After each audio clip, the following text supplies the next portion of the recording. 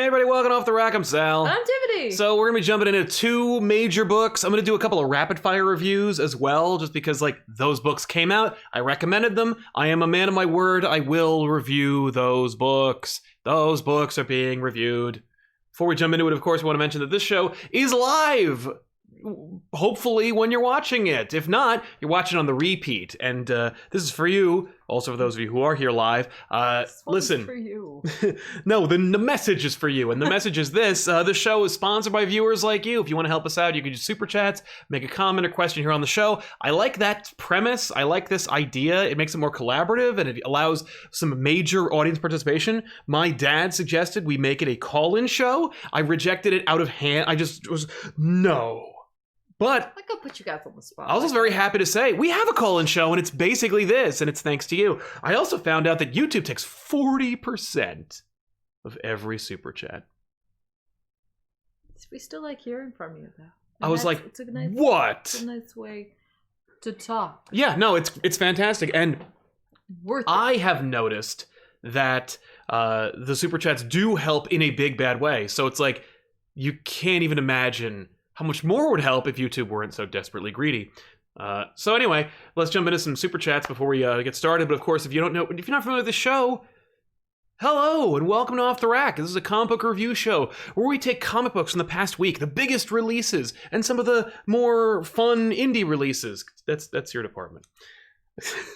And then we recap them and review them and let you know what we thought about them, and then give you recommendations for books that are coming out this week we think you should pick up, which starts as soon as tomorrow. And then it goes into the next day. Yeah, I know. Look, listen, we want to give you plenty of time to have had an opportunity to read some of these books so you can join in on the chat. Exactly. This is not one of those channels where you're coming here to find out what happens in a free book. So let's jump into them. Oh, where are we here? Brian Rowland says, comics time. Can't wait. ComicPop is the best comics channel there is. Well, thank you. Thank you very much. That was wish fulfillment on my part where I just said channel. You know. But I do agree. Best comics channel? Us. Thank you very much. Because we try it all, friend. There is a sound, but you can't hear it. Tanner Matheson says, after reading 6 issues of Hickman's Fantastic Four, I am now furious we haven't seen a well-depicted version on screen and have faith now in X-Men. Also would really love Hickman's Fantastic Four on back issues. I don't blame you. I'd like to try it, but I feel bad because like we all know where it's going. So like, but Ben and Ethan don't. So maybe that might have something there. It'll really depend. I should have done that before we started. No, I do the crack all the time. I just did it earlier. Yeah. But yeah, man, I would love to try and do Fantastic Four on back issues. If you're not familiar with back issues, great show. Check it out. A ton of shows. But yeah, and hopefully, cause that's the thing. People are like, Hickman, X-Men, this is confusing and I hate it. And I'm like, did you read any of the Fantastic Four Avengers stuff? Did you see Secret Wars? Did you read all those amazing tie-ins? I know where this is headed. Did you read East of West? Did you read East of West? Obviously not. I mean, but if you did, you might notice some patterns. Because yeah, Hickman, you know, he's like a graphic designer. He likes the stuff. He likes to use his stuff, his trappings. It's his stuff to be used. Yeah, that's right. So let's jump into a couple of really quick reviews. Is there anything that you read this past week you want to just talk about really quick? I read Justice League Dark. Hey, how'd it go? Well, I was like, we're dealing with the Upside Down Man. I was like, wow, I think this is the issue they're going to finish it. No. No, it wasn't. No. We did run into Madame Xanadu. I was like, oh, hey, you should be on this team. Look at you. No, she's too good for that. Mm. Although she does use some tarot cards. Tarot cards, you say? They're all the rage, I hear. They are indeed. Listen, you're dealing with magic. That's like, it's a common... Madame Xanadu in and of itself uses tarot cards as part of her shtick. Fine. It was just funny. I was like, I would argue she uses them more than the X-Men do. Yeah, it was good. It continues to be a solid book. Good. I think they're going to go in we'll see. Like right now, the big thing is like, you have to make him believe. Like, cause like magic's about belief. Oh. Like how a magician like convinces you like he's yes. doing what it's all about belief, and this whole thing, it's like Kaiser Soze, like, oh, it's all Zatara's plan. Oh. Yeah, he knew. Okay. So we'll see how this turns out. Well, that was set up. Yeah, but like now it's like really like John Constantine's like, oh, all right, got it. Cool. Cool. Yeah. All right. So Nice. they're all together now, and we're dealing with it. Great. There was like a little last page, like, oh crap, oh Good. no, All right. that's not good for one of our characters. Hmm. Hopefully they'll recover from that. Probably. Yeah, probably. Hats Beetle just finished Gail Simone's run on Red Sonja. Must say I'm a Red Sonja fan now. Can't wait to see what you guys have to offer today. Thank you very much. Hats off to you, Beetle. Let me tell you something. If you like Red Sonja, you got to go over to Bardic Broadcasts over on YouTube and watch his review of the Red Sonja. I don't remember what it is. I think it's Diamond Select statue, Sure. Where he will get into it. Not just about the statue review, but he gets into the lore and the mythology. Watch all of his videos. You've probably seen his Hero Quest video by now, but More than likely. he's a friend and he makes some great stuff. He's a nice guy. He's hilarious. Yeah. He's also like super smart. Like he's just a super smart dude, and you're like sitting there, you're talking to him, and you're like, "Oh, I am so out of my depth right now. I am not prepared for this conversation. Not prepared." Yeah, no, it's fascinating. He's also a big Conan fan. He is a great Conan fan. So if you're like, I want to get into Conan, I need to know whose opinion to model after. Well, because you know what it is though. Like he talks more a lot about the art, which is so interesting because it's like this dude. It's like, a book, like Bardic Broadcast man, like loves the Bard. The Bard loves art. Yes, he does, and like really like keys in on a lot of stuff. So yeah. Ethan Ainsworth, been watching since 2014 or 15. Thanks for being my favorite channel and for being such cool people. Thank you, Ethan. Well, we can thank you for the one, that being your favorite channel. Yeah. Being cool people, I don't know. I'll take it. Thank you. Are we cool? No. I've never been. So nope. I'll take Ethan's word on it. Thank you. And thank you for being here for so long, man. Lucky to have you. Yes. Raj Patel, hey guys, after reading Ten of Swords, creation #1, anxiously awaited for this show. Side note, furious at YouTube about the Super Chats cuts. Me too. I only just discovered it. It's been happening the whole time. So really, all I'm doing is just shining a light on the transparency of their greed. But it still helps the show in a big bad way. In fact, in a better way than the ads do. So thank you. And also, of course, Lyndon Stewart, just sending some love to my friends in my phone. Thanks for all you do. Thank you, Lyndon. We're in your phone! We are in your phone. We're in your pocket. You can take us with you. So there's a couple other reviews I want to give really quick. Daredevil 22 from Chip Zdarsky, this time with art by Francesco Mobili. Part 2 of an arc, Truth or Dare. It's very good. Where's Chichetto? He's probably like resting his drawing hand or doing other things, which he has every right to do because he's awesome. You can feel Chichetto's absence in this book. It's still serviceable. Still does a nice job. I'm sure it'll be fine. It is fine. It's like when, like for me, like Ram V took over fully for Tynan. Like initially, like they were working together for a bit. And it was fine. And then when he was like gone, I was like, oh god, it's wrong. Really felt it's all bad. The change. And then like an issue or two later, I was like, oh, it's fine. Yeah. Oh, and we're fine. Right. But it was a good issue. Good. It lacked that Chichetto flair. Deceased. Hope at World's End Chapter 10 from Tom Taylor and Marco Fiella. It's the digital exclusive series that kind of like retcons, add some stuff. So you can skip this. It's just a waste of your money. It's like it took me maybe like 4.5 minutes to read. I was like, oh damn, how much I spent on this? I think it was like more than $1. Pass. I legitimately didn't see that coming. You've been like just championing. It's a fantastic series, a fantastic universe. And Taylor has been the steward of the entire thing. This issue, I was just like, oh yeah, I got to check out Hope at World's End. Every chapter's been fun, and this had some fun elements in it, but like I was very aware of how short it was. So where I was reading a comic now. Yeah. And of course, Immortal She-Hulk from Al Ewing and John Davis Hunt. Check that out. One shot. This is basically, if you want to know how Ewing is going to shoehorn She-Hulk back into the mythology after not using her in any way, he does a masterful job doing it. Davis Hunt's work is good, but it ain't Wildstorm. It isn't even the other book that's coming out from Valiant Comics. I don't know if I'm allowed to talk about it. I guess I can. Shadow Man? I've seen some amazing stuff from him.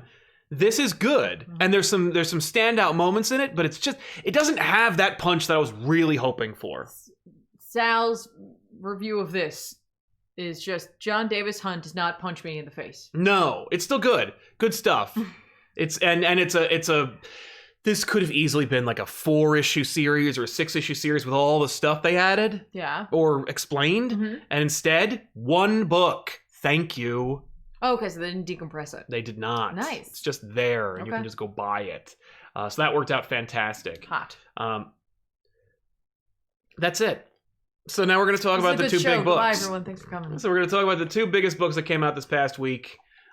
Where do you want to start? I think we should start with Speed Metal because it'll be faster. Okay. This is I didn't even mean to do that. It's from Josh Williamson with art by Eddie Barrows, Aber Ferreira. Yeah, that's right. I'm sorry. It was Eddie Barrows on art, and I think Howard Porter did the cover. Yes. So this is the issue that we've heard a lot about. I remember them talk, and I understand it's like kind of in conjunction with the most recent issue of The Flash. Mm-hmm. I did not pick up that issue, and I don't think I really needed to. But this is basically it's a Flash issue that also very much deepens and explains what the Flashes would have been up to in the Death Metal book. But we have Joshua Williamson, who, of course, loves, respects, and has reverence for the Flash family and for the Flash, any iteration of it. And so you get it's literally just a Flash book. Here's a Flash book, and just justifying why they're dressed the way they are and where they are in Death Metal Chapter 4 or whatever next issue is. Yeah, it's a little bit of a flashback. Oh, it is. Yeah, it's just not. a bit. I just really wanted to say that. Yeah, no, I mean it's kind of a flashback, but it had a couple of standout moments. But we'll talk about that. Just in general, this issue is just so the Flashes run. J. Gary Wally. I mean, if you're reading a Flash J. book, Wally Barry. Sorry. Yeah, like you better. That's what you're in for. Yeah, it's a Flash book. You're in for running. Yeah, that's all they're doing. Well, and that's the premise. I remember even when Scott and I talked about it, he was like, it's just the running. They run. But it's important. And no, and it's not like they just run. They talk and they plan and they're trying to figure out how to solve this issue that they have of like burning out the Speed Force. Because as they run, of course, the Speed Force is burning itself out because there's very little of it left. Yep. So it's like, what are we gonna do? You can't keep running. They literally can't keep running forever. Exactly. They've actually put the Flashes in a position where it's like, running's all we do, and that's not gonna work. Yes, and that's all we can do. So we must come up with something else. Yeah. This also has that moment that Williamson mentioned on one of our shows that I liked a lot and forgot about until it happened, which was basically just like, you have Wally and Barry and they're butting heads because they've been butting heads since DC Editorial, who is no longer with us, said, no, marginalize Wally, put him away, make him not relevant, make him not matter, do anything you can with him that doesn't impact Barry and his story. Or if it's going to turn into an event or something. Right. Which, of course, they did and made it Flash War. Which is like a controversial story, of course, being like the fact that Wally would never fight Barry. But Barry and Wally have like conflicting ideologies, and I got some major Civil War vibes from it. They're little like, Wally has an idea about how they can solve it. Barry is just like, well, why don't we just run though? This is also a great issue for me because I got into comics while Wally was the Flash. I never really had a lot of reverence for the Flashes. I got it, and it was funny because the other characters and the universe that he came from had reverence for Flashes. Right. So as a result, I de facto did, kind of like how like a kid growing up with their country like has reverence for the founding fathers of their country. You're like, oh, I don't know them personally, and I don't have any personal stake in what they did, but I understand their contributions, and I recognize that like my grandpa loves them. So I guess I have reverence for them too. Like I inherited reverence for the Flashes. So here we go. Here's some Flashes. And so for me, I was always like, oh, good for Flash, Wally, whatever. I know Wally has a real problem with the fact that Barry's not around, but like, buddy, he died in 86. Like I never even read a single Barry Allen book by the time I came across you, Wally. So what are you complaining about? Just be Flash. Yes. And in fact, he did. But thankfully, Wally had a lot of like really terrific writers on his run, particularly Mark Waid, kind of like informing the character. Yes. There's a long way of saying just like, hey, Wally had a lot of justice given to him for like 20 years. And then the latter half of 20 years, he has not. And so we're given this kind of like weird interaction between Barry and Wally where like the two of them have conflicting ideologies and they've conflicting approaches. Wally has a plan. Wally has ideas, and Wally is like, he doesn't say it, but he's basically like, listen, I was Flash for a long time, Barry. Like, yeah. Even though, like, I don't even know how much time has been allotted back to me since Rebirth, like, I've been doing this. I should be able to be trusted to come up with a plan for us. Barry continues to be a dick, but instead of them fighting, they shake hands and they get over it. Of course, then we get some context, like, for Jay, who's been out of the game for a long time. And Jay Garrick is like, what? There was a Flash event where you fought? Then he smacks him in the heads and he's like, Flashes don't fight. And that was the Williamson line. I was like, oh, I remember Williamson really liked that line. And I'm like, that's cute. That's a sweet line. And then for no reason, they get, like, struck by lightning and have to look like metal characters. Yeah, it's because the Batman Who Laughs is, like, he's corrupting them. And, yes. like, you know, this is, like, his influence being felt on it. Like, exactly. Well, because, of course, Wally uses a formula that uses the Speed Force, or, like, almost taps out the entire strength of the Speed Force to freeze the army of zombies, zombie Flashes, and the Darkest Knight / Batman Who Laughs is chasing after them. So they can buy themselves some time. Right. Because they're like, listen, we're going to burn out the Speed Force anyway. I might as well use this equation. Well, the Batman Who Laughs kind of, like, upped the game by bringing the Dark Flashes in, because they are also burning up the Speed Force. Yes, that's true. Or just zombies, and also a Joker one. Yeah, well, they're like from one. they're from the Dark Multiverse, so it's like it's and Dark Multiverse. Batman one. Yeah, this is like the Batman, but with Flash. Yeah, it's like, not Red Death. But also some of them are just zombies. Yeah, they're just Blackest Night zombies, or just regular zombies. It's kind of a collection of things. Exactly. It's a smattering of bad guys. But essentially, Wally's like, we got to run through them. We got to take the fight to them, blast through them, get to the other side. Yeah, because they've got a goal. Yes. So after some hemming and hawing, they get through them, and they do it, and they end up in this, like, kind of, like, nebulous space.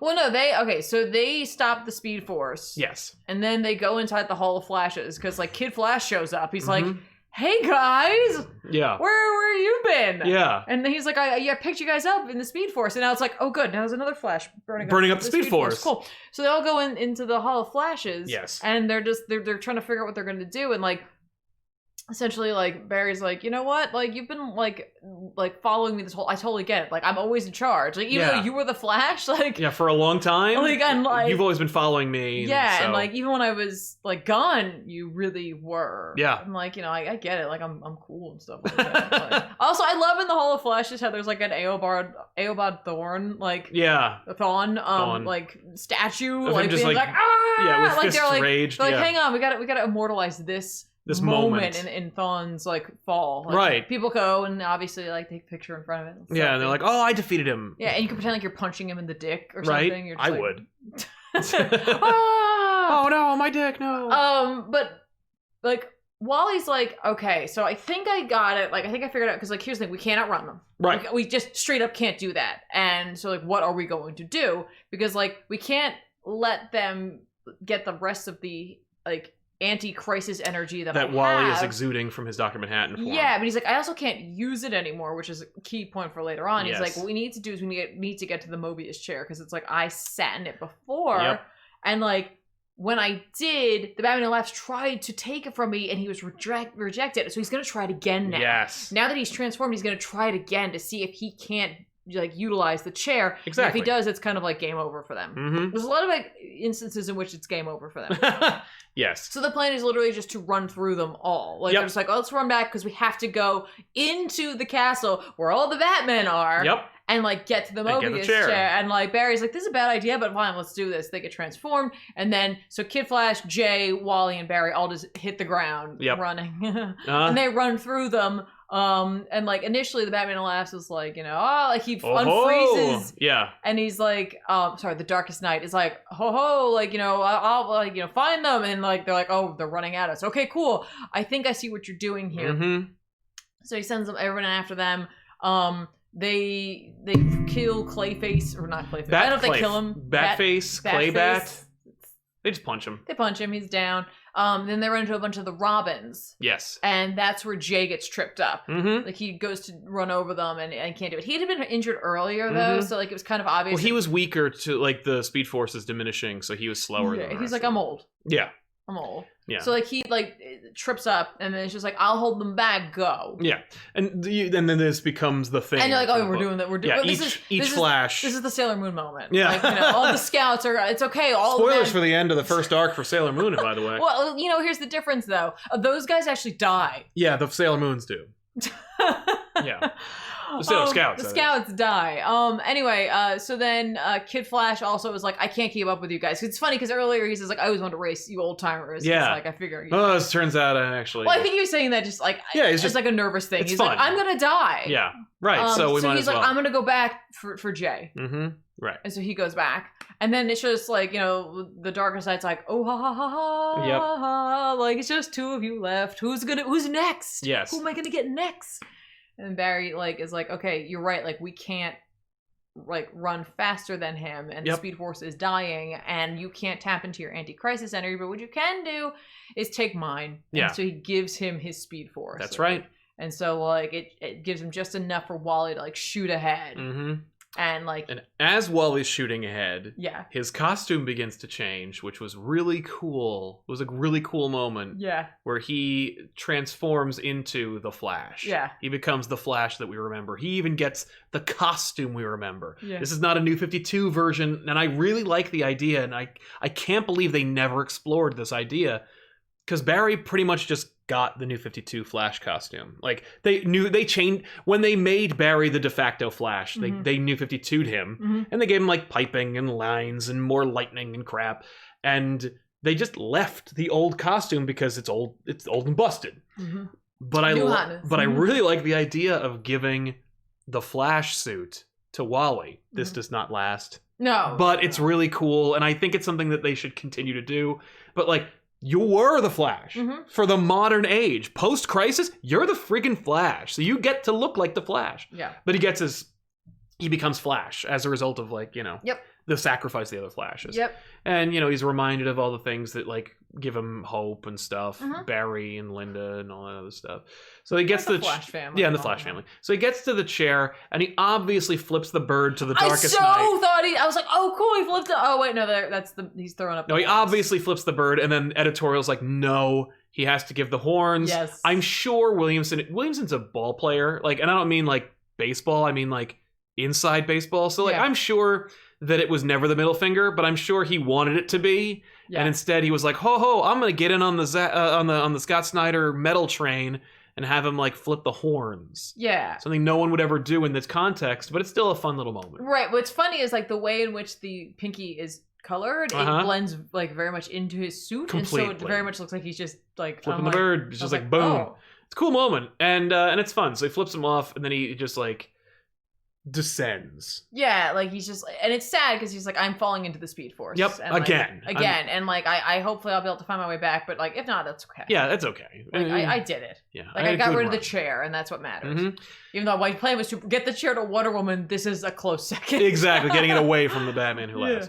So the Darkest Night. Yes, thank you. So he instead of falling into or succumbing to the Speed Force, instead he is retrieved by the entire Flash family. Yeah. And they're basically just no, we came to you. We brought you back. And we see that literally the entire Flash family has united. They pulled him back. Yeah. Yeah. So, but because he got into the chair. Yes.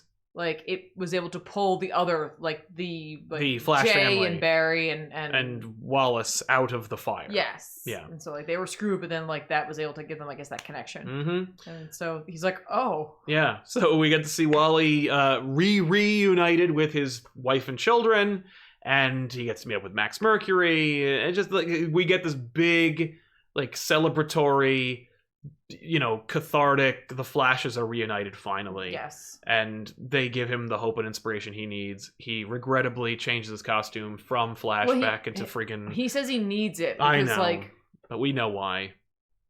But he needs it because he's going to go back. Yeah. And he's going to help make Wonder Woman's plan happen. Yeah, so basically, he feels bad. He's just Barry and Jay, do you mind, will you come with me? Mm-hmm. Because everyone else, we're going to need you, and you'll know. Yes, you'll know when we need you, so stay on guard. Literally, when we come back, like the Darkest Night will immediately know that we're back. Yes. And be looking for us. Exactly. And like we got to get this chair to him, which is funny because they just run off, mm-hmm. and I'm like, how are they going to get the chair? I guess it's following them. Oh, it's following them. It's connected to him through his lightning. Exactly. So. Well, or his anti-crisis energy. Yeah. Well, I call it lightning because it's drawn like that. Well, it is. It is lightning though.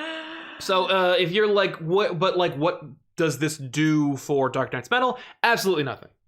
It gives context for what the Flashes went through. Well, yeah, and like they were in the book, and like he's definitely a key player, and I'm sure the Mobius chair is going to come into play at some point. I'm sure of that. So I don't know. I mean, like I would say I don't know if it's like, you know, like, oh, you have to read this, but like considering the fact that like the Flash has been like a part of this, considering like the concept of like, you know, Dr. Manhattan being involved at one point or another, you know what I mean, with like the energies and like the fact that Darkest Night is this the book? Oh, go.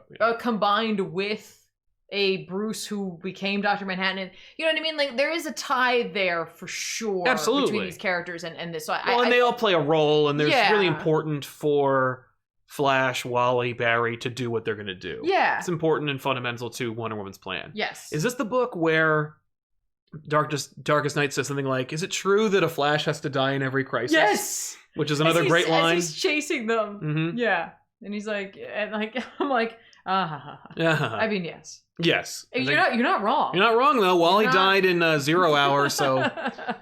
But yeah, it's. So, you're very funny, Darkest Night. Yeah. You're working on your Type 5 constantly. But it was. I liked the issue. I thought the art was excellent and evocative of emotions, despite like not necessarily being the world's biggest Flash fan. Yeah. I appreciated what was there, and I enjoyed the story for what it was, right. and it didn't feel egregious. I gotta give it to Flash artists because like they're constantly drawing so much motion. Yes. You know what I mean? And it's hard to convey that in static imagery. Yeah, for sure. And like to make it look interesting time and time again, you know? And like I'm not, I admittedly, I'm not a huge Flash reader. So every time I check in, I'm just like, you just gotta give it to them. You know? Like it's not an easy gig. No, it must not be. So there you go. I guess I'd recommend it. You know, if you're looking for deepening chapter for Dark Knight, I'd probably say no.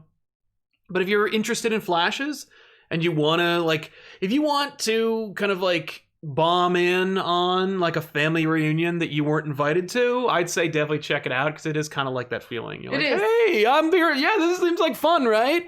Hey, who made these capers? These things are great. Capers? Yeah. Well, you know, canapes. That's it. Canapes. Scarlet Hottie says, can't think of anything funny to say, so here's $5 for YouTube's best power couple. Thank you very much, Scarlet. Thank you. Thank you very much. Darcello Orphis says, did Hickman retcon Avengers vs. X-Men? The M-Day was resolved there, but the mutants act like it's still a problem, and Wanda is the devil. Much love from Sao Paulo, Brazil. You guys are my favorite channel. Thank you very much, Marcelo. Okay, so no, he didn't. I don't think he retconned it so much as it's more like, yes, it was undone. Kinda. Except it really wasn't, because it wasn't that like the mutants got their powers back. It's that new mutants were able to be created as a result of the Phoenix Force power from Avengers vs. X-Men. Right. Some of the original mutants either got their powers back, albeit with a problem from Vision during Son of M. Yeah. Or they just did because editorial was like, I don't remember that. Who cares? Right. But Hickman is trying to give a plot reason as to why literally every mutant that has ever been is back. Right. And the Wanda thing isn't so much that he forgot that Wanda was redeemed for it, as much as he's like, no, if you annihilate an entire race of people, it doesn't matter what you do to try and make recompense for it. When they create their own like sex island, they're gonna make you a boogeyman. Yeah, especially when we see like mutants on Krakoa who are depowered. Yes. Who have to fight. Who have to fucking get killed by Galactus or Apocalypse. Yeah. In order to earn their powers back. Yeah. I'd be pretty pissed at Wanda too, despite what she was trying to do. And of course, we also got like a fun reverse of House of M in the Avengers, the X-Men Empire tie-in series. Yeah, with zombies. Yeah. She's not really helping herself out. No, she doesn't help. Even though she was trying to make it better, and like, good on Doctor Strange for being like, stop doing it. Just let it go. Just don't team up with the X-Men anymore. Listen, I know I shouldn't be saying anything because I did Damnation. Right. But no one liked that. People liked that. No one read it though. No. Nobody read that. I wasn't a fan, but I do believe there were fans. Okay, well, both of you are very exciting. Patrick Lawson giving money to wonderful people. Thank you very much, Patrick. Let me know who they are. And thank you. We're lucky to have you. Thank you, Patrick. So let's jump into Ten of Swords or X of Swords. Oh yeah, that's right. Yeah, no, thanks a lot for watching, everybody. We'll see you guys next week. No, Ten of Swords. I have my physical. Yes, which is a wraparound. I believe it's Ed Brisson. It is a wraparound. That's why I got this one, because I like wraparounds. Yeah. For covers. Swords. And sword. Who doesn't? Or listen, who does not like a sword? I love swords. The credits page is like, here it is. Yeah. Here it is. Cover artist. It's not. He's not on here. It's Brooks. It's Brooks. Mark Brooks. Thank you. I was like, who the hell am I thinking of? It says it right here. Yeah. Derp. It says it right there. Anyway. Well. Ta-da! We're here, folks. We've made it. 22 parts. Here's the first one. Yep. And if you're Rob Liefeld, you think that sucks. Well, whatever. But you know what? I think I could draw feet better. So I didn't want. I was like that close to giving a low blow to Liefeld. That'd be a low blow, Liefeld. But I was like, you know what? No, let's let it go. Yeah. Here it is. We've made it to the first of possible many things to come out of, X-Men. I heard somebody reference this as like the infinity for the X-Men saga because, of course, like Hickman did Avengers and New Avengers and set up Secret Wars and stuff, but he didn't just jump from Fantastic Four, Avengers to Secret Wars. He also did a couple of events. Time Runs Out and Infinity. Infinity was the big one. It was like the universe spanning event that people were like, holy shit. And then he's like, you ain't seen nothing yet. Yeah. I think this is the you ain't seen nothing yet. I could see that. Chapter. I could see that. Still, 22 parts, but 22. How many GD books from the X-Men like line are there? It kind of makes sense. It's like when Maximum Carnage came out, going back a ways, 25 years, but like it was 14 parts in like 1995. Right. And it's like, back then, that was a big ask, but there were 5 Spider-Man titles. Yeah. No, it's true. And I'm sure like, we'll see how this all goes. Because the fact is, what we get out of this first, like, this double-sized, triple-sized book. I think it's 60-something pages. Yeah. So it's like triple. Right. Like the length of a book. Indicates to me that a lot more is going to happen in this than we might have originally thought, considering that this kicks off with like where I was like, oh yeah, this is kind of like what this is going to be all about. Right. No, like we're just get into it. Yeah, I really expected this to be more set up, especially because it's not, for me, it's not clear, and it really should be. I thought it was very clear. No, I just mean what is Ten of Swords? How many parts? I knew it's 22 parts, but it's like, when does it start? It starts right here. It starts right now. And it starts right now. So this really is just the straight up. This is the first one. This is the first part of it right here. Ten of Swords creation number 1. Here it is. First part of the 22 parts. There were books that led up to this, which might have helped to contextualize what's going on in here for you, but that was up to you if you chose to read it or not. You know what I mean? Like, they definitely tried to give you everything you might have needed in here. But they didn't spell it out. Kind of. They just gave you some context in the form of stories that most people that I heard were complaining about it being confusing or boring. So this book makes no attempt to explain to you, like, when you could have, like, how to fill in the gaps. Yes, but there were some of the books. All right, so like I've been reading Excalibur, and in the back, he always has that timeline of like what's to come, like these like infographics here. Yes. Right? There were ones that like marked itself as like the road to Ten of Swords. And so like that was your indicator if you were reading that page, what you might want to pick up if you wanted to like get everything prior to reading this. That's right. Is that the right way to do that? I don't know. I can't tell you. I would think that if anybody knows how to sell an event or to market it to its readers, it would be Jonathan Hickman. And yet, like, and I think that part of this, like, I think that we'd have a vehement audience of defenders of this event if this had Captain America in it. And I think that, like, part of the issue is how diametrically different this status quo is for X-Men than any other status quo for X-Men. Sure. And so for a lot of people who are like, I just kind of want it to be like the cartoon show. Rob Liefeld included, by the way. And the other reason why I bring him up is because, like, he was very vocal on Twitter about, like, complaining about this and the status quo and the mythology surrounding it and the approach. He's like, this is not X-Men. Mm-hmm. And for a lot of people, he's not wrong. Sure. Because like a lot of people are like, I want X-Men to be this, that, and the other thing. And in fact, they're not alone in their own right. Kurt Busiek wrote into Marvel back when he was a fan and was like, Phoenix isn't X-Men. This isn't about the X-Men. The X-Men don't go into space. The X-Men don't fight gods like that are cosmic monsters. They are about social injustices, and they are like superheroes, boots on the ground. Sure. And it's like, listen, the X-Men's a lot of stuff. And the X-Men can be a lot of stuff or something totally different from what it was 20 years ago. Right. For a little while. Yeah. There was a time when they were victims of the Inhumans. Does anyone want to remember that? I mean, but it happened, and it was part of the lineage. And I don't like, the reason why I'm bringing it up is because I don't want to sound like I'm hating on Liefeld. It's more like he represents a vocal amount of fans who are like, what even is this? Sure, and I can totally, and I get that. I get that. Like I'm not gonna like say like, oh my god, it's just because blah. No, I get that. I totally understand that. And like if I were to be just explained what this was, if someone just told me what this was and I didn't read it, yeah, I would probably be in this similar situation. I'd legitimately be like, Egyptian gods and random like sex cults and egg babies and secret islands that are talking a cipher. Like, I don't want that. Right. But if you jump in and you like read it, yeah, and you keep your ear to the ground and you hear the rumblings of, oh right, Hickman's gonna do a crazy ass event. Because if you remember, if you ever follow this channel, I was not a big fan of Hickman's Avengers or New Avengers. Right. And I was like, this is rough for me. Right. But Secret Wars was freaking dynamite. Dope. And it was for everybody. It was. So I think that there's room for all of it. For sure. And for me, I guess my approach to this, like, feeling like X-Men comes from the level of, like, convolutedness and drama. Right. And so while maybe it doesn't hit on all of the notes that folk are used to, there's a lot here that I'm like, this feels very X-Men. The X-Men are nothing if not convoluted and dramatic. Yes. Melodramatic. Yes. Because, what else is X-Men but a friggin' soap opera? It is. For most of you, your introduction to X-Men was a cartoon show that was straight up just Days of Our Lives, but with some powers.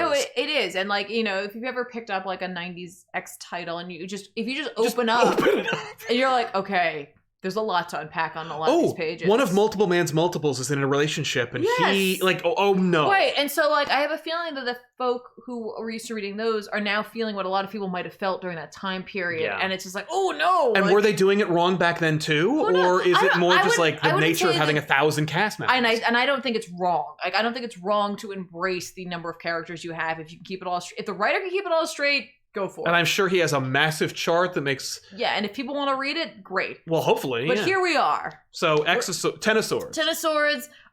We saw, like, the intro to this in the last issue of X-Men, where it was like, Apocalypse, what are you doing? Yeah. Which is what Excalibur was. Mm-hmm. Apocalypse is trying to...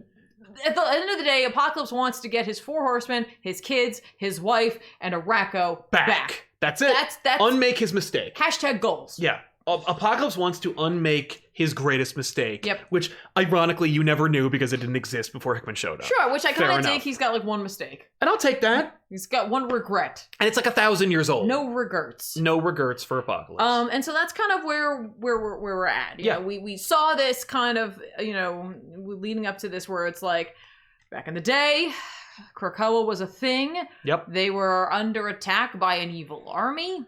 And Apocalypse and, like, his, like, other, like, first mutants and the Horsemen and his wife went to fight them after Krakoa was split in twain via a sword that was held by one of the enemy. Was that the Twilight Blade? Yeah. Arakko, which was actually the name of... Oh, no, it was Arakko. It's backwards. Okara. I'm like, it's just, if you just, it's like Ekans. So like literally, so the context is there was a land called Okara. Okara. It was Apocalypse ruled it. Yep, I ruled it. Whatever. Or lived on it, or whatever. It was split into Krakoa and Arakko. Arakko was to banish a big army. Yes, Arakko had this big army on it. And they sent it away in order to keep them there. A bunch of his mutant followers, his children, the 4 horsemen, and his wife went in, and that was that. And we there was, in the last issue, they were like, maybe Apocalypse didn't mean for them to get trapped in there. Maybe he trapped them in there to save his own skin. Yeah, maybe he was too scared to go himself. or whatever. It doesn't. All that matters is that's what happened. That they're trapped in there, and they've been there for a long, long time. Yeah, we like in a few issues ago in X-Men, a Krakoa started making like a beeline for like a little tiny like island that had shown up, but like randomly. Yep. And it reattached to it, and it was Arakko, and we're like, oh, that's all of Arakko, and it turns out no, it's not. Mm-hmm. We find out that Summoner. Yes. The white guy. The all-white dude who showed up and like played a random game with rock slide. Yes. Basically had come from this other place, and when he came, a part of Arakko came with him. Yes. And so that is what dropped in, so they want to get the rest of Arakko back. Mm-hmm. And so like Summoner, as it turns out, is Apocalypse's grandchild. Yep. One of his kids got busy, hopefully with another mutant that wasn't one of his other kids. Right. I guess it doesn't matter, whatever, for them. They don't care.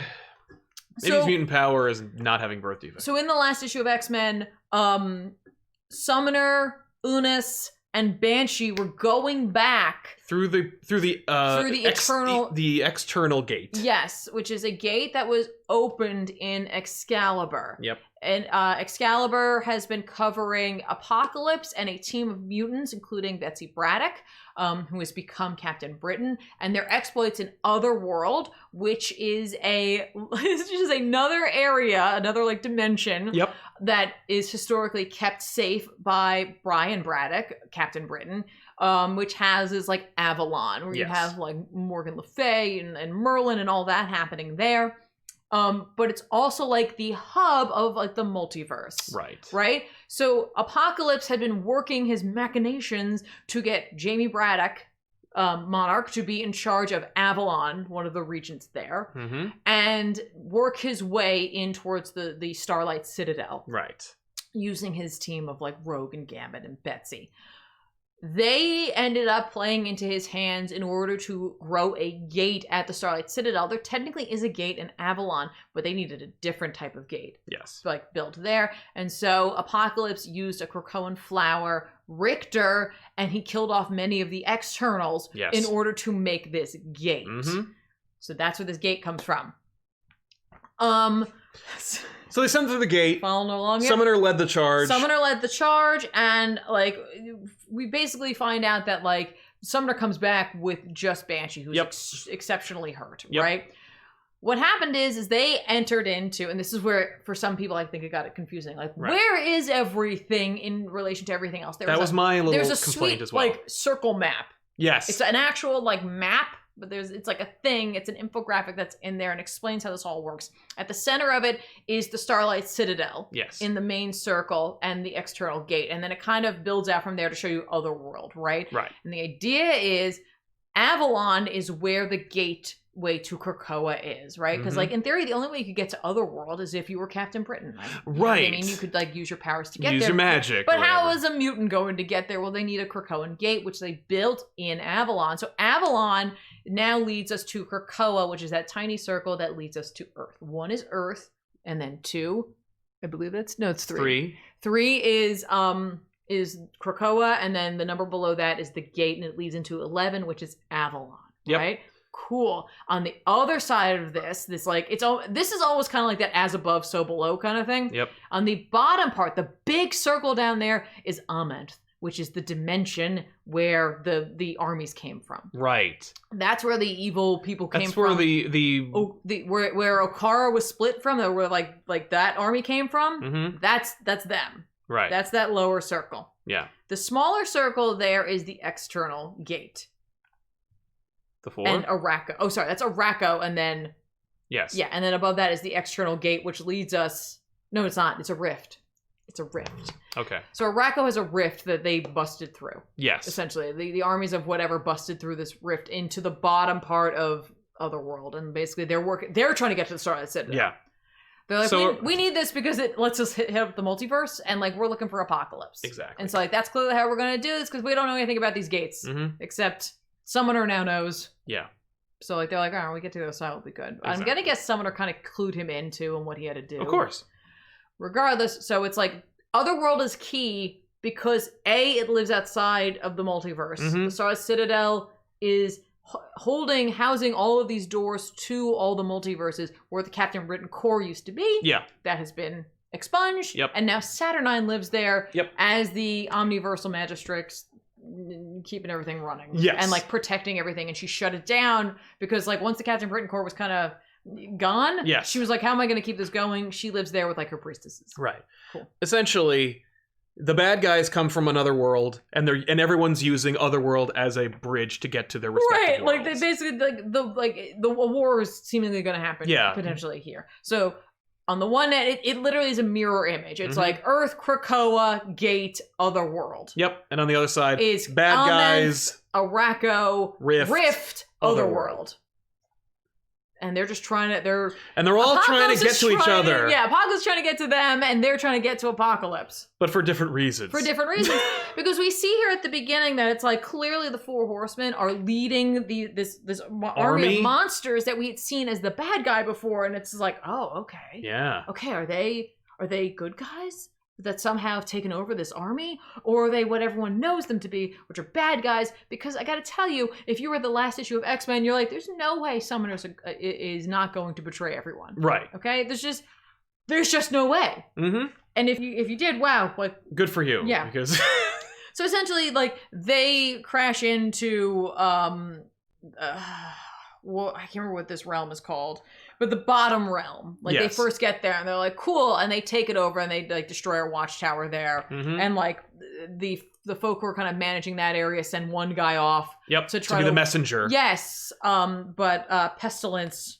Kills throws an arrow. Yeah, she strikes him with an arrow, thus, like, you know, he's gonna die. He's gonna die. But he's also, like, ill. Mm-hmm. He's diseased, and so like, nobody can touch him. Yes. And Saturnine's like, cool, whatevs. So if you read the Free Comic Book Day... Ten of Swords tie-in. Ten of Swords, tie-in. It was a teaser. Yeah, it was actually more like a handbook. In here. Yeah. You see, like all the pages from that are here, but I believe the dialogue is actually more intact in this. Yes. So basically Saturnine's like, I need the cards, like, right now. Like, we're in trouble. So she goes off to get her tarot deck, which we know tarot has been a big influence on this. You know, as we mentioned before many times on this channel, tarot has 4 suits: the pentacles, the cups, the wands, and the swords. Yep. And the Ten of Swords is a card or from that. Yeah. Specifically, we've gone over what this We've talked about that. We talked about this. We'll get through that. Who cares? Anyway, in order to allow her to use her cards and be able to, like, view them in a way that, like, gives her, like, intense insight, there's a sacrifice that has to be made of, like, this, like, crazy looking creature. Yeah, I assumed that was, like, what, like, the stuff that makes stars, or that it was within a star. Yeah, right, like a star baby. Yeah. And like that sacrifice of this creature becomes this, like, monocle looking thing that she is able to use to view the cards. Yes. So she does that, and what's cool about that is, like, it's of the split between Araco and Krakoa. Yeah. Or between, like, Earth and Amen. Yes. Because, like, when she uses it, we see, like, the monstrous and we see, like, the magical at the same time. And it's kind of cool, right? So she does her tarot reading, and we get that same set of cards from before: Judgment, the 4 of Wands, the Hanged Man, the 8 of Cups, who we now know is Genesis, and the 10 of Swords, right? And she's like, okay, cool. So basically her plan is that, like, she's got to let this all play out. I did think it was interesting. One of the cards, she talks about it being, like, something unnatural or something. And I'm like, oh my gosh.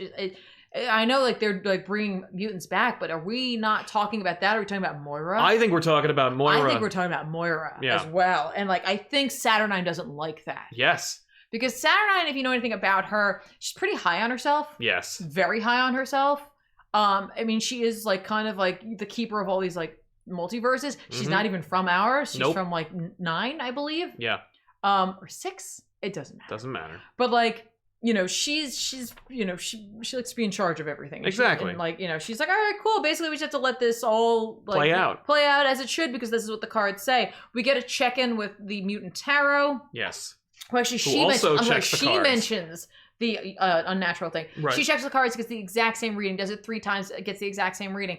If you think about it, less about, like, the magic side of tarot, but in terms of like trying to draw the same poker hand over and over again would be incredibly difficult. You know what I mean? Like, we've got 52 cards. What are the odds of that actually happening? She gets in touch with another tarot reader. They have the same thing, and then someone else had the same. So it's a prophecy. Like, okay. It's like, hey. Yeah. Pay attention to this. I like the fact that she checks on it though. She doesn't just do it like twice. She does it 3 times. Calls a couple folks. Yeah. Hey, do this really quick. Check your cards. Oh, I already did that, and I got these. Oh crap. Okay, bye. No reason. Yeah, no reason. Don't worry about it. Everything's cool. Yeah. Bye, gold. It immediately goes to Bill Cipher. So we know that, like, obviously this is a prophecy for the future. What's interesting always about tarot in general is that it can be read different ways. Yes. Every card has a multiple way that you can read it. Of course, that helps if you're like, go to get a tarot reading and they can be like, oh, no, I meant this. But in this, it's like meant to be like that interpretation. And when you're dealing with Apocalypse, I say that that's kind of key because you never know what is really happening and what he is making happen. Right. So anyway, Summoner and Banshee return. You know, Apocalypse is like, what happened? And he's like, oh, so yeah, here's what happened. So like the armies of like Araco essentially have made their way through into Otherworld, and they're like headed this way. And he's like, okay, cool. I'm coming with you. Let's go. No, he's like, just come with me. We have to go to the Quiet Council. We'll go talk to the big guys. Yeah, so he brings them to the Quiet Council. Now, if you looked at, what was it? If you have been, well, yeah, you could see in the last issue of X-Men when Summoner explained everything that had been going, you saw a very similar image of the Quiet Council, but over there with Araco. Yes, that Araco essentially has their own Quiet Council and their own living land that is offering counsel for them. Exactly. But that I was gonna say, like, if you have been reading Excalibur, the only like conversations that Apocalypse has been having with Xavier or Eric have been when he let Rogue kill him in order to open the gate to Avalon in the first place, and then he was brought back. Yes, and that's kind of the last check-in he did. Yep. With them, so like they're like, he's like, hey, this is my grandson. Yeah. He comes from Araco. Remember the thing that our island like took control of and like went after? Yeah. He's from there. And my kids are there and my wife, and I gotta help get them here. So, help me? So I'm gonna go, and I'm gonna need you to, like, finance my deal. And they're like, you never ask permission to do anything. Yeah, not even permission. You didn't even tell us you were doing anything. You literally annexed an entire land to our land without us talking about it. Yeah, and you put Jamie Braddock in charge of people? Right. What's your plan here? And now you're telling me you have kids? Yeah. You never talk about yourself. It's true. That's what the problem is. Yeah, you never share. So, essentially, like, Summoner goes down like, this is what happened. We got there, we got into Otherworld, we were all, like, in awe of the Starlight Citadel floating in the sky, like, how cool is that? And then, like, the army showed up, and they attacked us, and they immediately took Unis, and they, like, took him away, and, like, they hurt Banshee, and then we left. Yep. And you're like, sure. That doesn't seem right. So basically, everyone kind of votes that they're like, we're not helping. Yeah. Right? We're just gonna blow up the gate. Yeah. Right? We'll just close the gate off. And he's like, but it's like that gate always has to be open. We actually don't have control over it. And Apocalypse is like, and not just mutants can go. Right. Like, yeah, that's not a mutant. I think everything. Listen, I know how it sounds. Yeah, and it sounds like I open up a big hole in our country for no reason or like without thinking about it. And you're absolutely right. It sounds like I didn't have a plan, but I do have a plan. But I'm not telling you what it is, so you should not trust me. Which is probably worse. Yes. Than pretending like I didn't have a plan. Yeah. So they all basically vote to be like, we're just gonna blow this up. We'll just blow the gate up. Yes. And then Krakoa's like, no. That's actually me you'd be blowing up. Yeah. And like, I want to find Araco. Like, I want Araco to come back. Yes. So like, no, we're not going to do that. Yeah. And like Xavier's like, okay. I forgot. Right. This is danger all over again. Okay. So come on. And basically, it's like if you don't see a greater known threat, you're leaving it open. Like that's it. Like it needs to be that. Like I'll die if the gate stays open. Yeah. I mean, if you die. I don't care. I don't really give a shit. But like, if I'm gonna have a problem, whatever. Yeah. So basically, Apocalypse is going to go to Otherworld through that gate, and like they're like, we're not gonna give you anyone. So he's like, you'll have to get volunteers. He's like, I'll ask for volunteers, and like that panel of Apocalypse's face. Yes. I love it. Because you can't see his eyes. Yep. You can't tell what he's thinking or feeling. Nope. Like, you just can't tell anything about his plan right now. And I'm like, this is a brilliant panel of, like, Apocalypse. Yep, the Apocalypse, like the stoic, stone-faced, ruler monster. Yep. Like, a kind of political force as well in this instance. So essentially, like, they do gather a team of Rockslide and Havoc and Polaris and Siren. Beast. Yep. And Angel. But like. And Monet. Yes, and Monet. But like Angel is. Archangel out. And like Apocalypse was like, it's nice to see you looking like this. Like, shut up. What's the matter with you, man? What's wrong with you? Yeah, why do you have to say those things? Yeah, the only thing they don't understand is why Monet's there, and she's just like, this seems like a possible future endeavor. I should be here. I'm gonna go. Sure, Monet. So they go through. Like they decide to go on through to find out what is happening over there in Otherworld and to like face Apocalypse's kids. But before that, Havoc and Lorna? No, it's not Lorna. Is it Lorna? The green hair? No. It's what's her name? Oh my gosh. Freaking Rachel Summers. Phoenix. Yeah.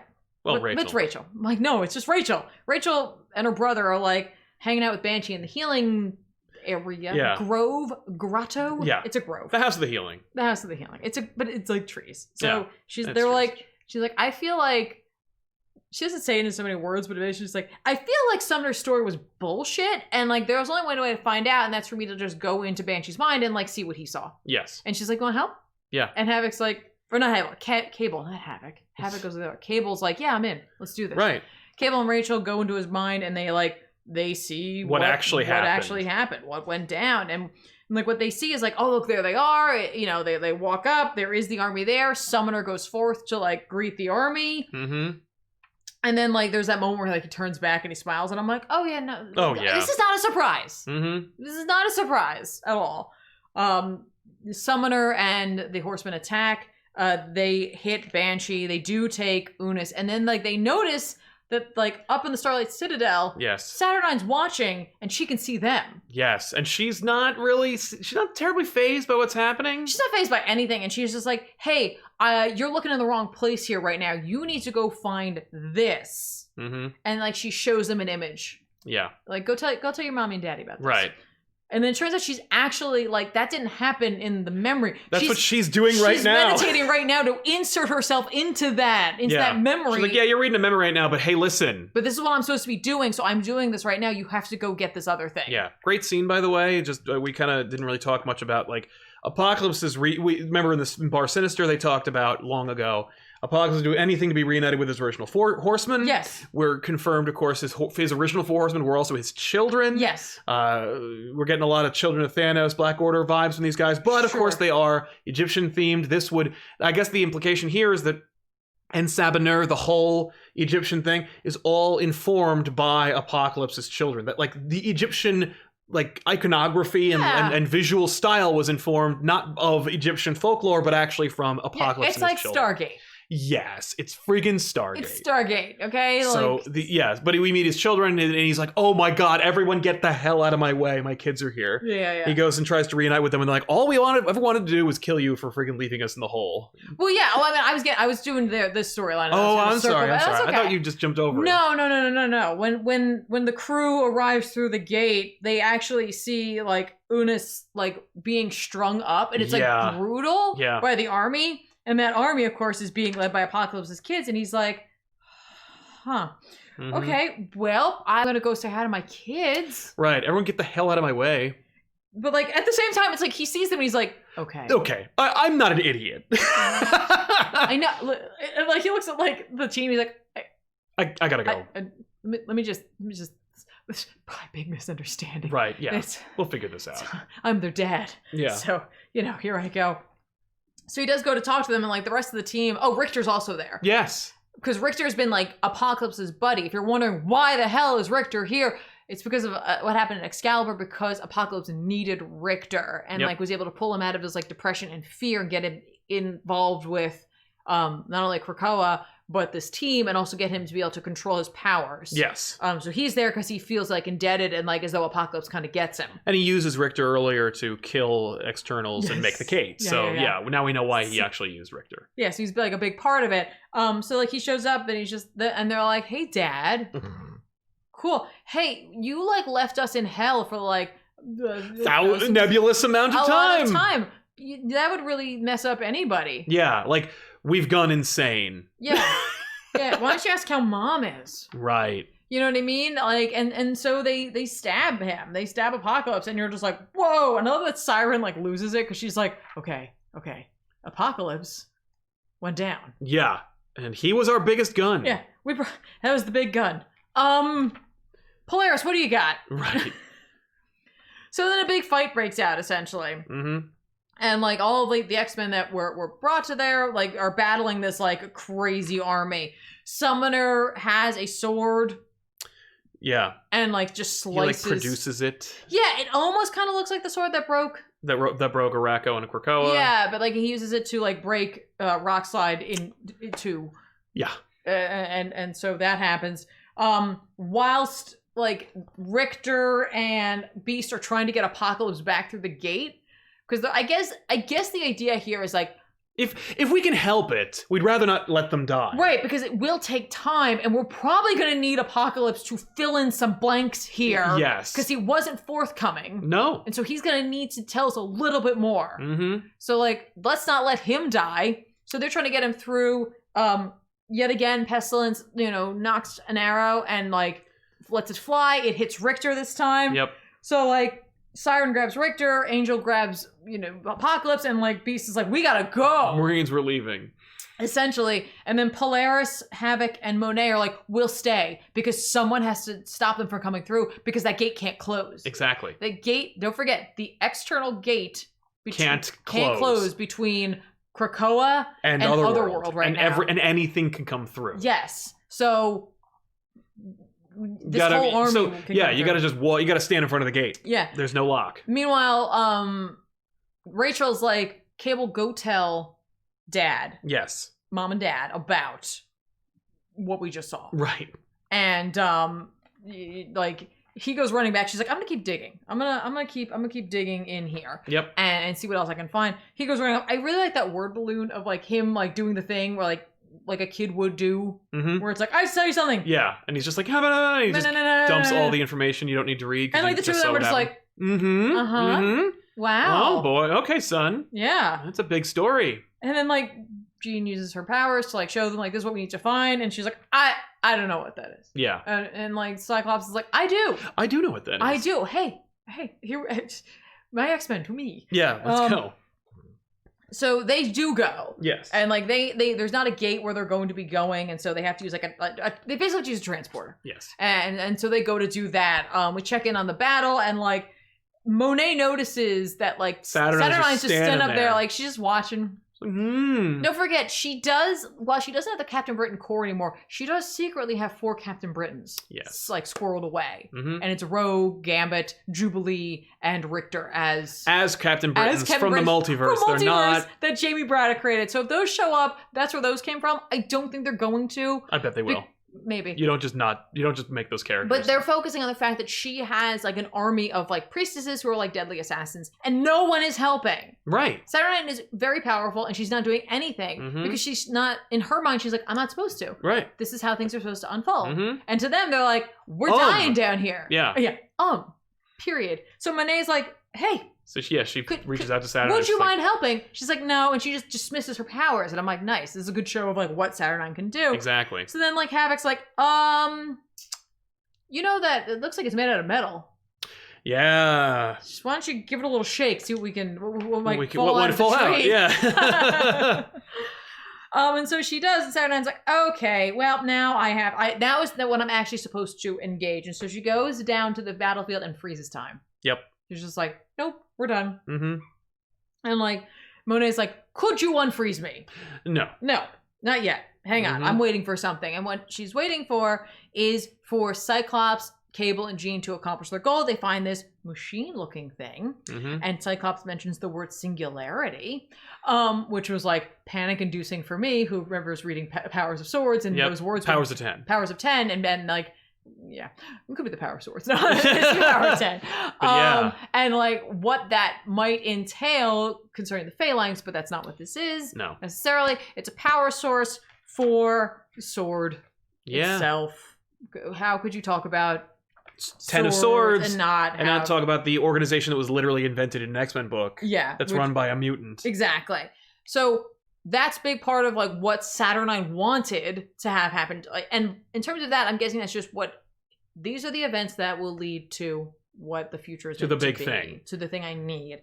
So she unfreezes time and then puts one of Apocalypse's kids in his place by like seemingly shrinking him. Yeah, that was weird to me. I was like, it's what? Like I thought she shrank him into the ground, but like no, he actually did get like shrunk. She like makes him tiny. She diminishes him because like that's very her though. Oh yeah. Like she's just like, yeah, I could just, kill like, you, freeze you or whatever. I'm going to make you like tiny, like a little kid. Yeah. With like a big stupid like helmet still on. And so like she's like, they're like, we're doing this. And she's like, oh, okay. Like, are you like, because they took over one of the areas. She's like, oh, are you like, as the acting regent of Dryador? Yeah. Are you making claim for the Starlight Citadel? And he's like, I guess. Sure. If that's how I get this accomplished, fine. Right. The idea is she's putting together a big fight. Yes. And so like, I guess she draws a card, and I'm assuming it is the 10 of Swords that she draws. And the idea is that like Pestilence and Polaris just name 10 swords, and these are the things that will come to battle. Yes. On like the grounds of Otherworld. Yeah, for the fate of everything. Yeah, for the fate of Otherworld and the gate and everything. Yeah. By the way, I hope it is a big fight, and I hope it's available on pay-per-view via Mojo World. I do not. That'd be really cool if we work in Mojo into this. I do not at all. But we do set up like it's going to be a big arena fight. So like pick your champions and your swords. Yes. And so if you think about it, though, considering the fact that they have to pick champions and then swords, and like some of them are like names of people and some of them are like they're all swords that like, and most of them have names. That have association with characters. So regardless of that, like, because Warlock is mentioned. Yes. So like, we do have 22 parts, but if you think about it, 10 of those parts may just be acquiring the swords, the champions, the swords, the players among this, and so that might make you feel a little less overwhelmed, especially when you see the like upcoming lineup that's coming, where it's like X Factor and Wolverine and X Force and Marauders. Like Excalibur's there. Obviously, Betsy Braddock is going to be drawn into this. Yep. Like she will be part of that. Magic is obviously she was the soul sword. That was a sword that was mentioned in this whole thing. Yes. So. And like we do see what seemingly like kind of the spoilers of the main players, but like it's not really a surprise because we already have seen a little bit of splash page. The art for this, like is kind of giving it away. So it may not be quite as overwhelming in terms of it being 22 parts, right? As much as it's just the like journey in like collecting these champions as we go. Yeah. I think for me the biggest takeaway is the fact that like there's more to this than just Apocalypse taking control or like getting back his family. Yes. My biggest question is how much of this is actually what Apocalypse wanted? Because anytime you're dealing with Apocalypse, it's always just like there's seemingly what his plan was, but then like there could be another element to the level. plan. Yeah. Obviously, Krakoa has its own agenda as well. Yeah, the fact that like the professor and everybody were like really like chill at the Quiet Council, the fact that like we haven't seen Magneto involved, the fact that Magneto has a sword made out of the helmet worn by his dead best friend that hasn't been named or referenced in this event about swords. Yeah. We know there's other players, other things happening. Yeah. For me, I can completely see why people weren't digging on this because like it's a lot to take in. It's a lot to take in. It's a huge issue, and it is very much an info dump. And it's not only dealing with like what's going on in Krakoa, but it's adding all of these other elements on it because it's specifically very much attuned to Apocalypse. And now you have that Saturnine, and people are like, who even is that? She looks like Emma Frost. Yeah, exactly. Yeah. So I completely get how a lot of people were like, this is not for me. Right. Like I don't see a Sentinel or a Wolverine in this book. Yeah. No, it's true. That said, I wouldn't give up on it necessarily, and I certainly am not. I enjoyed this. Yeah, I also enjoyed it, and I'm a simpleton. But I weirdly have been keeping up with a book that led me like effortlessly into this event. Yes. You know what I mean? Like, I'm sure there were hints at it in some of the other books, but like, I was reading Excalibur, where Apocalypse was doing this, setting all this up. Setting a lot of this up. So like, they introduced you to Saturnine and Otherworld and the Tower and all that so like crap. all of these like outside things, I'm like, oh yeah, no, this is all part of this. So for me, this was a natural progression. Yes. If you weren't reading that book, which was clearly not marked as like required reading to understand like what like upcoming events were going to be, which I think was kind of a mistake. Yeah. Then this could be very like, you're like, I mean, like, I get we've been talking about this and like, sure, we've been hinting at this. I didn't see this coming in this like capacity. No. It seemed very left field. True. Yeah. For a lot of folk. So like, I get it. Right. I absolutely get it, guys. But I still dig it, and we're recommending it. Yeah, I'm recommending it. Like, it's a lot of book.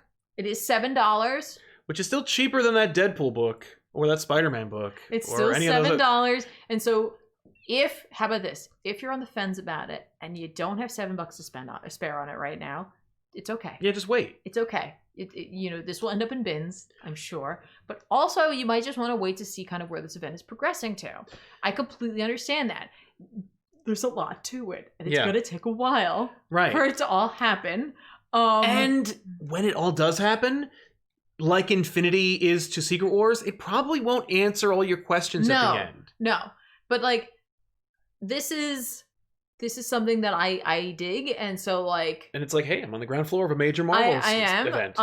But nobody is saying that because you didn't like it, right, that you're wrong. You know, like I said, this is a lot. Mm-hmm. There's a lot happening in here. Yeah. Speaking of which, we have a lot of super chats, and they might pertain to the book, so we'll talk about those. Let's chat about it. But I hope that this helps. I know, like, literally it's all in here, but, like, sometimes when you're reading something this big and it's not something that you've been keeping up with, it can feel like you're, like, the words have lose their meaning sometimes. Yes, and like, or, like, you're juggling, like, over a dozen characters, and you're like, wait, who? What? Yeah. And it's in different realms that'll look like Earth, so what? So hopefully this helped. I don't know. Yeah. Dan V900, I was surprised that I like Speed Metal so much with the character interactions. I would recommend Flash 761 and 2. The retcons worked pretty well. Yes, they did. Nice. Deanie Dude 7, Hickman's Infinity was 22 parts, just like Ten of Swords, after counting the Avengers New Avengers issues. Is that a coincidence? No. Yeah, that's like, maybe that's his power number. Right? Dan V, Reverse Flash is the reason why Flash and Batman said nothing about the Button investigation and influenced Wally to cover up the crime scene in Heroes in Crisis. I still hate Heroes in Crisis, but it helps. That's right. Yes. That happened. And it's and it does a nice retcon. And then they fixed that. So he can't keep doing that. Right. All those complaints you have, swept under the rug, thanks to retcons. Not a bad one to do. There you go. Langley M. Neely says, that's funny because I'm only reading X-Men because it's not the boring status quo. Ha ha ha. Also, I always give Hickman the benefit of the doubt, period. Cheers. Cheers to you too, man. Yeah. And yeah, that's the thing, is like, he did the thing that everyone likes. And he made the Fantastic Four awesome. And I would also say, like, for those who, like, maybe this isn't what they're looking for in X-Men Probably not. now. So read X-Force. Well, no, but I was going to say that, like, if you know any, like, if you're reading comics for, like, however long you might be reading comics, like, you know, nothing's forever. Right. Yeah, like, don't hate this just because it's changed everything. You know, Moira can just die and it'll all go away, right? Right. Like, this is for now, and like for some folk, this is like a gateway into X-Men, which is bizarre because there's just so much like happening. Yeah, but they're also being introduced to like a billion characters that you have familiarity with, so that's great. You know? Ron Caterasano says, at work right now, but happy to send some support. I love Ten of Swords, but definitely isn't for new readers. I think it is for new readers. I think it's more for new readers than it is for classic fans. For Ten of Swords. Yeah. But I hear what you're saying. I can understand how about the confusion. this? If you were saying like literally, if someone was like, "Hey, I've never read a comic book." Hello, comic book store people. I've heard of these X-Men. What do you have that's new and fresh? This would not be the book to hand them. No, for sure. But if you had been on the like Hoxpox, or even if you're just, I've read X-Men before. Like, if you've read comics before, you can jump into this without any problem. Yeah, I mean, I would say, like, I do think that Hox and Pox can set you up for this. Well, it also familiarizes yourself with the mechanics of the story and how Hickman's telling you. So, like, you're not going to go, whoa, there's a page of white text. Right, but, like, it definitely, like, they establish Krakoa, you know what I mean? It kind of, like, gives you some of that touch points. Info. Yeah. Duckade. Hey guys, working nights, so I can't catch it live, but all the channel X-Men talk has gotten me into buying some X-Men books. Ooh. Awesome shirt, Sal. Thank you very much. Riley represent. Stay in the ground. X-Lair, Schmozno uses Streamlabs, and John Campia uses Stream Elements and receive upwards of 90% of donations. Check them out and keep up the great work. Thank you very much, X-Lair. I'll check that out. I use Streamlabs for Twitch, but I've never set up the donations thing. Oh, thanks for the tip. Yeah, I like that. I like that a lot. Thank you. I mean, and I don't want to put us in a position where we have to ask for tips. I like the super chats element because look at how easy and flawless it went. Right. But even still, I like Streamlabs better than this personally. Yeah. So regardless, I do like it. Devil Ham, Tiffany's explanation sounds more like a Brandon Sanderson novel than an X-Men book. Well, probably because you probably don't have a lot of context for what's happening, but you should check it out because it's worth checking out. And if not, just read the wiki. I tried to wiki it. I tried. Yaheen Alam says, not sure if you already said this, but what do you guys think about the casting of She-Hulk? Oh yeah, I'm fine with it. I'm just glad they cast She-Hulk. I was gonna say, like, can we just be excited about the fact that that's actually going to we're literally getting a She-Hulk live-action show. I can't wait to see how she looks. I'm sure it's gonna be awesome. I did really want Alison Brie. Me too, but I'm glad it's not, because now it can be this. This person can be She-Hulk in everything. Alison, like, she won't get taken away. It won't, like, Alison Brie. I know. They can go make that Community movie and it won't interrupt anything. I know. Well, please do. Yeah. 6 seasons in a movie. Lewis Cox says, Tiffany talking X-Men is just awesome. Oh, thank you. Thanks, Lewis. TARDIS Man 85, Maura doesn't want precogs because she read Civil War 2. I wouldn't either if I were her. Yeah, where's Ulysses? That'd be a great retcon, by the way. It's like, Ulysses with mutant, lol. Ted B66, thank you for the rundown of the Ten of Swords status quo. I was a bit confused with some of the plot points, but Tiffany put everything together so well. Thank you. Thank you. Grayson Red, Apocalypse, and what are you doing? Well, loved creation, and I'm glad I've kept current with the Excalibur book. Makes this issue feel all the richer. Right? You know how hard Apocalypse has been working for that? So, like, when his kids stab him, you're like, oh, you poor blue son of a bitch. But I don't feel bad for you at all. I'm sorry. It's just, I don't feel bad for you. Andre F. One thing I thought about is based on the page, no one that seems like Taro isn't on Krakoa, which no precognitive mutants are allowed on Krakoa, right? Last week, didn't the mutant foreteller eyes fall out? Yeah. That's right. I don't think they fell out. I think I said they fell out of her head, but I think they just stabbed them out, or they went blind. I think that's the idea. Yeah, in the other in Amenth. Yes. Yeah. Fallen Angel X00 in a big bad way. Thank you very much, Fallen Angel, for your incredible support. So sweet. Hi guys, sorry I'm late. Love you guys always. Thank you, Fallen Angel. And a member of the population is never late. That's right. They arrive at precisely when they mean to. Thank you so much. Thank you. It really helps us out in a big way. Yes. Jack O'Connell, I hope you are both well with everything going on. I haven't really been following any series at the moment, so it's nice to keep up to date by listening to you guys each week. Thank you very much. Glad we could help out. For sure. And I only hope that we help to make this make some sort of sense for those who want to buy it. Or who were just like, I read this and I think I get it, or maybe I don't have someone to chat with it about, because like talking with someone about it can sometimes really help you work through it. Because I know you actually had questions. You're like, read this. Yeah, read this so I know what the hell's happening. Because I pretty much got it. You did great. Thank you. Absolutely did great. But they were definitely like, what is going on with this? Yeah. And because of my Excalibur background. Yes. I was like, hang on. Yeah, and that map actually helped out. Yes, the map. The Phantom Stranger says, hi, I just want to say thank you for everything. I was also wondering if you will ever write again. I will write again. I don't see it happening for anything that I'm gonna. I was literally looking at like a couple of comic projects that I commissioned like 10 years ago, and I was so embarrassed and frustrated with myself for spending money I didn't have on a project that didn't go anywhere.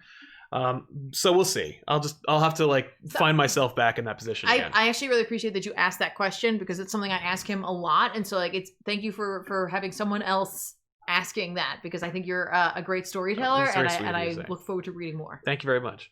X-Layer, I enjoyed the Archangel Apocalypse interaction, which is a dynamic I was curious about.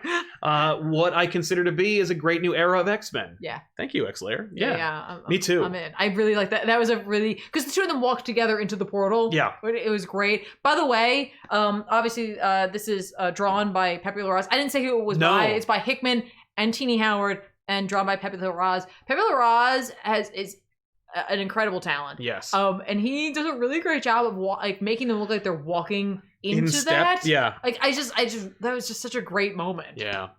Sean D, dig that shirt, bro. Thank you very much, Sean.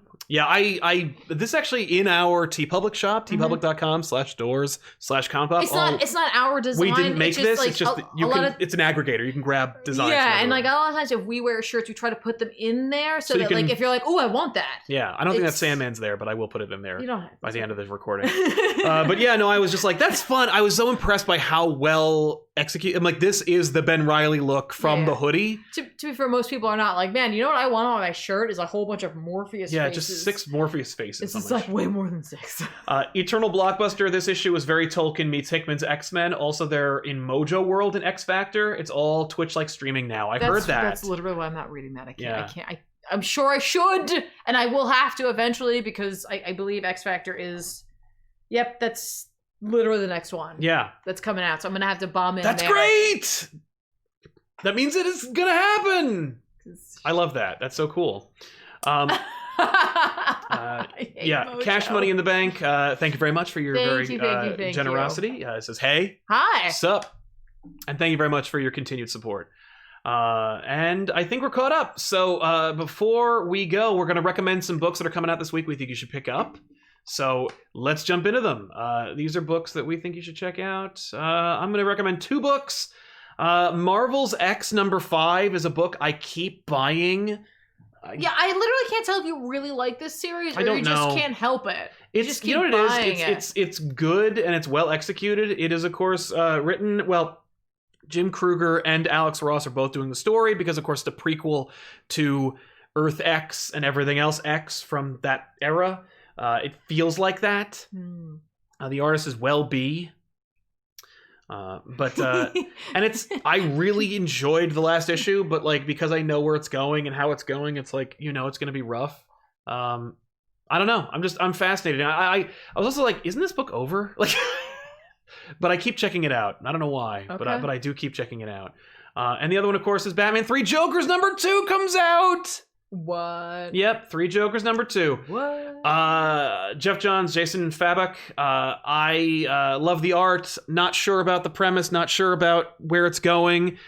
If you are plugged in at all with comic book culture and this event or this story, I must tell you, you probably read a spoiler. You probably saw some asshole retailer like posted pictures of it online, which really drives me crazy. Issue? Yeah. Oh, I didn't. And by the way, not even really like big spoilers, but like status quo, potential changes. I don't expect it to be in continuity. I know that Johns is referencing it in continuity. I don't know if I can really trust that. So at the end of the day, you know, people, I don't know if they're avoiding it so much as they're complaining about it. And I think it's like, here's the deal. You don't know. And not that you don't know, but like more like it doesn't matter. If it's a Batman book, it's all in continuity or it isn't. And it doesn't have to be. And so whatever. Like just read it as though it's The Killing Joke or something where it's like it can be or it isn't. It doesn't matter. Right. Like I wouldn't waste your time. Exactly. Like, you know what's funny? You just mentioned the title and immediately I was like, do I remember what happened in the last issue? Right. And immediately I was like, I do. I do remember. I remember everything that happened. Okay. Yeah. And I think I'm gonna have Jason Edmond on Wednesday to talk about it. Oh, that's great. Or Tuesday to talk about it. That's tomorrow. Yeah. I have to talk to him. That is tomorrow. Yeah. Tuesday's that's tomorrow. So yeah, I reckon those are the 2 books that I think are cool that are coming out. You have more? Yeah, I'm going to talk about a new indie book from Image called Department of Truth. I'm going to give this a shot. It doesn't seem to be the type of genre I usually gravitate towards, but it's James Tynion IV. So you know I'm going to give it a shot, so I'm going to check that out. If you're a big Tynion fan, maybe this is something for you. Department of Truth. Yep. Strange Academy #3 is coming out. I know a lot of folk were reading that. I'll pick it up myself. It's a fun little story. It's light. You know, in this time of like, you know, we got, you know, metal going on. We've got this X-Men thing going on. If you just want something that's just like light or whatever, maybe this is for you. It feels more all ages than anything else. Written by Scotty Young with art by Humberto Ramos. John Constantine Hellblazer #10 by Cy Spurrier with art by Matea Bergara. Bergara has been filling in for Aaron Campbell occasionally. Both fantastic artists, very different styles, but very much work with the tones of stories. #10 is coming out. Don't forget, we only have until 12 before this series kind of wraps itself up. So go grab that if you've been on the Cy Spurrier train. And then, in light of our X-Men talk for, 10 of Swords here, Part 2 is going to be coming out. X Factor #4 is going to be your next journey for X of Swords. The way you tell, of course, I'm sure you've already seen it, but like this branding on the bottom will be on the other books. And it's not going to be on the bottom, it'll be someplace else. And it's not like the Empire tie-ins where it's like, oh, it's a tie-in Empire. Like, no, if it has that on it, it is the next it is a chapter in it. It's not a like, part 2B. It's kind of how they've done events like this before. It's kind of how Witching Hour went. Oh yeah. Between Justly Dark and Wonder Woman, you had to like follow where it went to, which of course for collectors is maddening. Because when you put these things away, if you have a long box, where are you going to put this? Yeah, does this go under X Factor or 10 of Swords? I don't know. But so I mean that is definitely part 2. It is definitely part 2. Okay. And part 3 will be Wolverine #6. Yeah, which will be not this week, but the following week. Exactly. So that's the thing, is it's 22 issues, but it's like once a week. According to this, actually, it's not once a week. So September 30th, X Factor #4. October 7th, Wolverine. Now, of course, this could have changed because, of course, with COVID going on, things have been like altered, and this might have already been printed. Wolverine #6, X-Force #13, and Marauders #13. Those all come out, which will be chapter 3, 4, and 5 on October 7th. So yeah. So this is probably going to go a little faster than we think. Yeah. It's just going to be a lot. Right. It's going to be a lot. Yeah. And of course, we have a couple of other super chats. Lewis Cox says, Apocalypse for me is on the same level of Thanos or Dark Side of Evil. I completely agree. I always considered Apocalypse to be like standing shoulder to shoulder with Thanos. Yes. And I'm like frustrated that they never really did it. Like, you never saw it except like in like Donny Cates' work. Right. Occasionally Cates would be like, I think it's all cool. Yeah. And it's like, yeah, Donnie, I agree with you. But like, it's been a long time since we got you to do that. Yeah, and they definitely both have like Thanos and Apocalypse in particular kind of had that like, I'm not a bad guy. I just think I'm right. Yeah, and I'm also just so powerful that most people don't argue with me. Right. It's just like, you think I'm a bad guy because I'm going to kill you. Yeah. But it's because what I'm doing is for this greater good that I think of. Yeah. Which is not right. You know, I was just thinking about this because I pitched out this idea, and I think we've talked about this before, that like the big Secret Wars event for X-Men is going to be called Age of Apocalypse because everyone loves Age of Apocalypse and it's a massive X-Men story. Everyone loves it. But I'm thinking like, if this is the Apocalypse event, what if it's Days of Future Past? Well, that's interesting because that was technically one of like the Secret Wars tie-ins. Well, yeah, but no, that was Years of Future Past. But what? No, you're right. No, go ahead. Well, because of Moira, because we've got the Apocalypse event. You know, like, Hickman got to do a Thanos event. I'm going to put Infinity on it. It introduces the Black Order and stuff and does all kinds of other crap. The next one is Secret Wars, though. Yeah. And it's my universe-spanning event. Yeah. Age of Apocalypse and Days of Future Past both conveniently kill off every non-mutant character from the Marvel Universe, but still plays in the larger Marvel Universe. So either one could be an event that, like, plays with the old title, but also, from the title, you know that, like, Spider-Man and Iron Man won't be players in that story. Right. You know, I was just thinking, this has nothing to do with anything, and I don't think it actually means anything, so this is more like a visual thing. Okay. But I was thinking about in Powers of 10, how in the like Age of Apocalypse sort of future where like Apocalypse is there, Moira's all apocalypsed out. Yes. Not that she looks like Genesis. No, but she is like, Apocalypse. It's almost like he was just like, I can't help myself. Right. Yeah. And Coach Pinot says, have you seen Something is Killing the Children variant cover of Department of Truth? I wish I had $150 for that. No. It's basically just the same cover as the first issue, but it says Department of Truth and has like the character on it. Oh, really? Well, that would make sense that he could make that happen. Yeah. Let's see here. $150. I know. Well, there's that one. That's not it. You know what? I'll pull it up for her later. But yeah, I'll find it. Trust me, it's dope. But yeah, that's it. We want to thank you so much for hanging out with us. Listen, if you want to help us out, the best way to do so, of course, we want a big thank you to everyone in the chat who used Super Chats and helped support and sponsor today's episode. But if you do want to help us out and you don't have the scratch, do not fret. All you got to do to help us out the best way, subscribe and watch the show. If you subscribe and watch the show, it will help us out because you'll know we're here. You'll be able to watch the show and be here with us. That's all we're asking is if we're making a show, watch it. That's dope. The Department of Truth. Yes. Oh. Yeah. Oh man. $150. Bite me. That's nuts.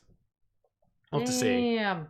But that's it. Also, of course, stay tuned tomorrow for Elseworlds Exchange, Wednesday for the last non-Halloween themed back issues of the month. That's right. October is Tiffany's time, where it's... It isn't. You picked some and you're like, I want to do this. I'm like, fine. Well, I was like, we should do... No. I said, maybe. What do you think about doing this? And you were like, well, no. I meant like you picked one like that you did. And I was like, all right. Yeah, I did that.